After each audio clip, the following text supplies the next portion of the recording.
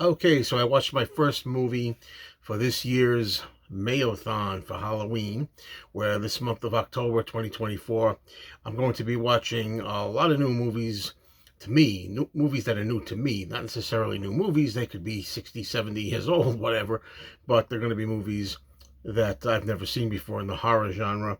Now, I know a guy who I see sometimes, and he makes copies on DVD-R of films that have been coming out, and I've got a whole buildup of them, and some of them are well regarded, some of them not. This one that I saw today, it's from 2019. It's called the Banana Splits movie, and it's I don't know if it's the first. Somebody could tell me that if it's the first in the series of old childhood themes, shows, nursery rhymes, cartoons, things that are turning into horror films.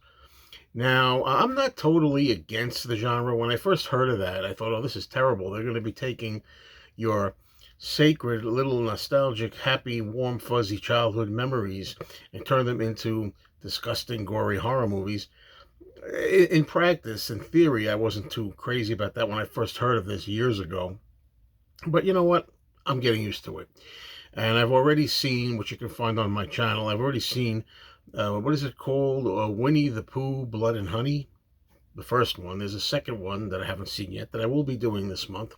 I will be checking that out, the sequel. And there were all other horror films of this genre in the works. There's a Bambi movie. I think it's called Bambi the Reckoning or something like that. And I think there's going to be a Peter Pan, something about Peter Pan, Neverland or something like that. Neverland, it's going to be crazy. But anyway, I don't know if this is the first one, but it's one of the earlier ones, Banana Splits movie. Let me tell you about the Banana Splits. When I was a child, I watched the Banana Splits television show. It had, I guess, actors, of course, in costumes, playing these giant-sized animals, kind of like um, HR Puffin kind of stuff. If anybody remembers that, maybe you don't. And they had a show where they played instruments and they drove a buggy around, and it was a zany kind of show. Don't have many memories of it now, but I remember that the song, the Tra La La La song, which they're famous for, was a little record, a 45, that I sent away for with my own money when I was like 7 years old, or 6 or 7 years old. It's the first thing I can remember sending away for, and I think I put change in a little envelope. I think I put coins in there with the, to get this.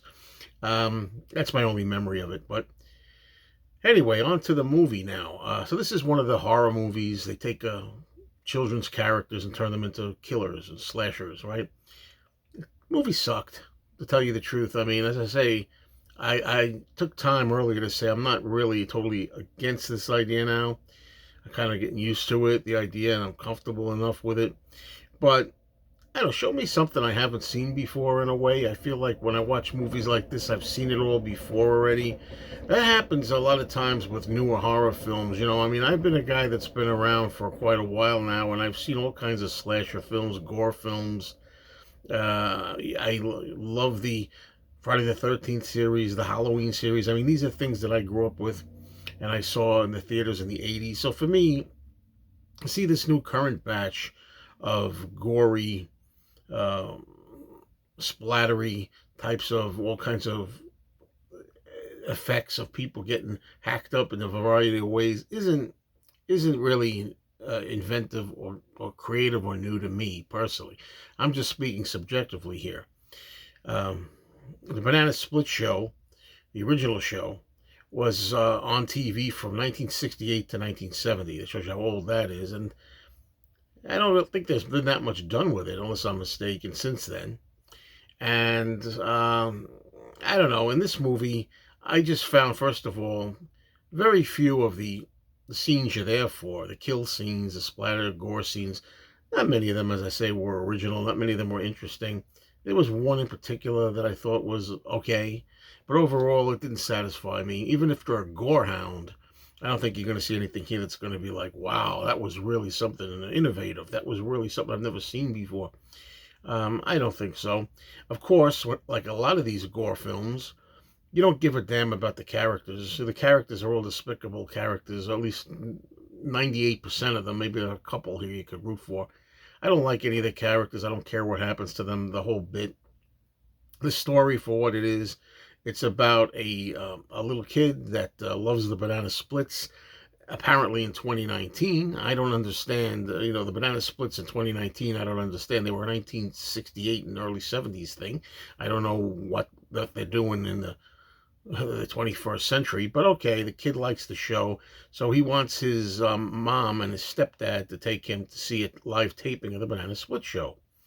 And when he gets there, there are some other people that have kids, and there are other, people that have their own situations. And as I say, most of them are unlikable in attendance.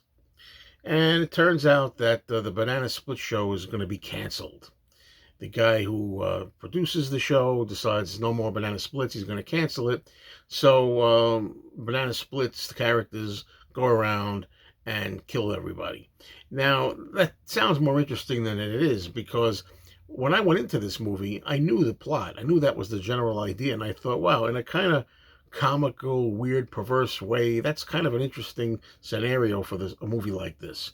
Imagine being characters in a children's show and you get pissed off because you decide you're going to get revenge because they're canceling you.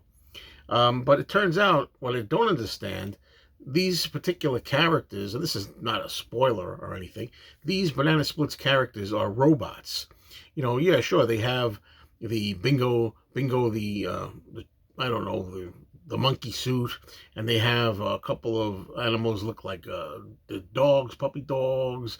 There's one that looks like a little elephant and everything. And they wear these big, Disney type costumes, but they're robots in this movie. They're robots. That doesn't interest me. The idea that they're automated robots that are programmed to kill people. That's not what I was expecting. That would it have made any difference otherwise? Maybe. Maybe it would have made a difference. I thought they were going to be either disgruntled actors that go out in their costumes that they usually wear and do the killing, or I thought that they were supposed to be in a pretend way. Of course, these are real creatures. These are real animals. They're not, but robots, automated robots.